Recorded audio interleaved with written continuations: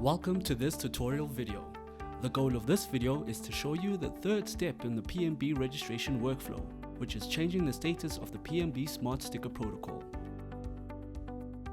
Once the PMB registration documents have been submitted to the respective medical aids, the status of the PMB Smart Sticker should be changed to submitted. Maintaining and regularly updating the PMB status fosters precise and professional communication with your patients.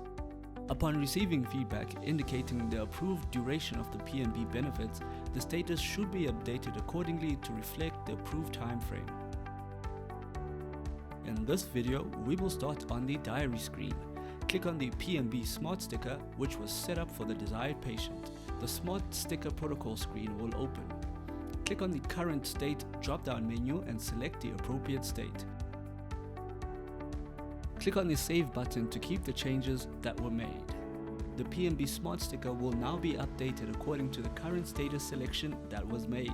Please note that the Smart Stickers can be updated from several places within the system. For more information on where the Smart Sticker protocols can be added and edited, please refer to the PMB Workflow Step 1 user manual linked in this video's description.